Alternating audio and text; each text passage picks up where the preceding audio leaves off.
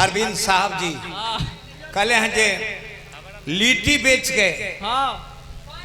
2-2 करोड़ के ना कह के कहले कि 2 लाख के गाड़ी पर खेसारी लाल चढ़त है। माथा नहीं कर दिमगवे और या गइल बा। हां खाली माला पहिरा के यह तन्या नचनिया है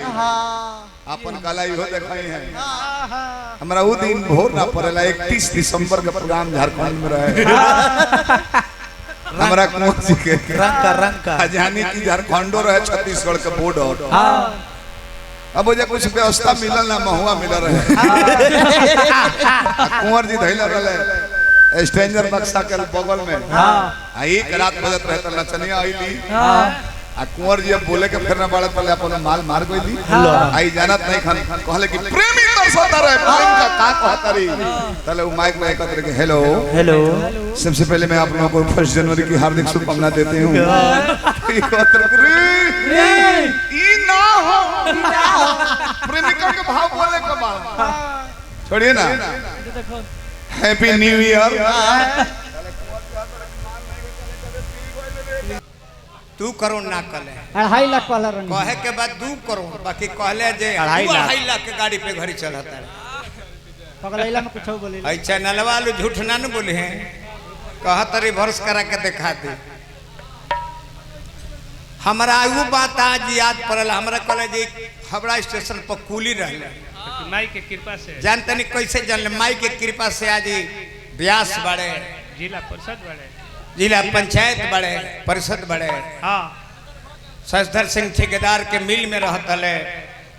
इनका के पूरी बंगाल मामावा कहे कहे के पीछे कारण रहे। हाँ हम गायत्री ठाकुर के मामा हैं। हाँ जी हम गायत्री ठाकुर के खास मामा हैं। उनका नाते दुनिया के लोग जो हमारे के ममे कहे। हाँ जी ई हमर भाई हमारा के बहुत हलुक बनौले है जब हावड़ा स्टेशन पर कुली जाना घर हम कुली रहनी नु हाँ हमर नंबरो रहे हाँ नंबर है हमर 420 हाँ कुली नंबर होला बैठे जला गया 420 कुली नंबर 420 कहले जे हम गोपालगंज से आइल बानी दोनों गोड़ के लंगड़ हैं आ कोनो प्लेटफार्म पर हमरा के भीख मांगे नहीं खेदे मारे लगा तरसा हमके चिंता मत करो भजन उजन एक गो गावे लो कहले जो कटोरा बजा के गा दे। एक मिनट कटोरा बजा के गा दे हम कहीं सुनाओ तो 8 नंबर प्लेटफार्म हमने के यूपी बिहार के लोग वही पकड़ गाड़ी पंजाब कलका उलका दिल्ली को लागत अली हंस लागे ली से जनता उनता हो जे तूफान फान खुले ली से कहने कि तू भोजपुरी न कोई तो लोग जान जे कि तू गोपालगंज के हो बिहार के हो आ कुछ कोई तो कहले जे हम कैसे घूम दिल्ली दिल्ली अथवा ऊपर बढ़ा में लागी पस्तकार ए परिवार से बनी ना वो परिवार से बनी। अच्छा रवा का प्रणाम करता नहीं नारायण जी लड़का फड़का राउ खूब IAS IPS बनस लो बन जाइए। स्वर्गीय जनार्दन बाबा के पोता हैं बहुत रुपया पुरस्कार जननी। तो हम कनी को काम करो का स्टेशन पर काल 2 गो के रबड़ का चप्पल छूट गइल बा ये हाथ में लगई है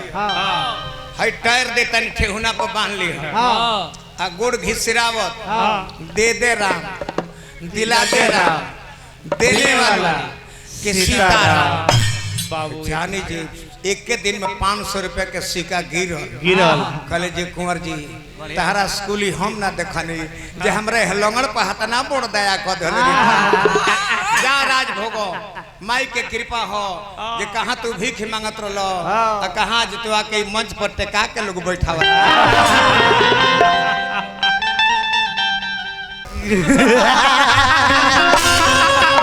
हम भभूति शोभा बोले रुद्र माला हम शोभा रौरा मिर्गा का छाला बन सवारी ना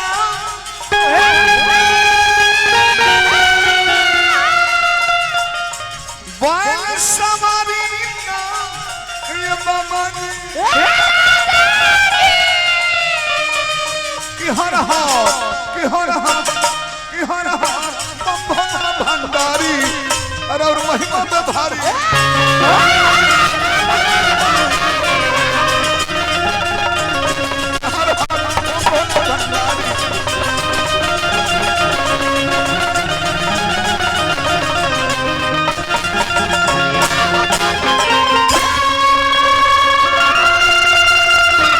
नाम पूछ लो सब अरे और महिमा बभारी तहरा हार अरे बम भोला भंडारी अरे और महिमा बभारी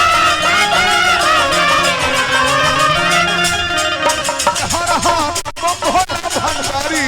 अरे और महिमा बभारी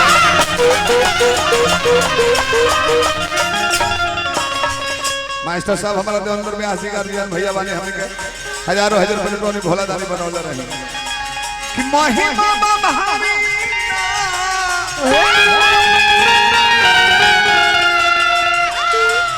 कि दरना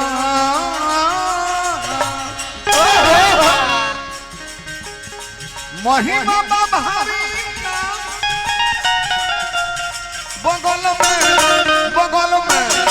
बगल में गौरा जी महतारी अरे और महिमा बभारी गौरा जी महतारी अरे और महिमा बभारी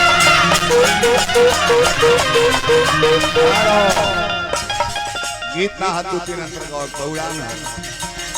अंग भभूति शोभ गोल रुद्रमाला न सोधरौरा मिर्गा के छाला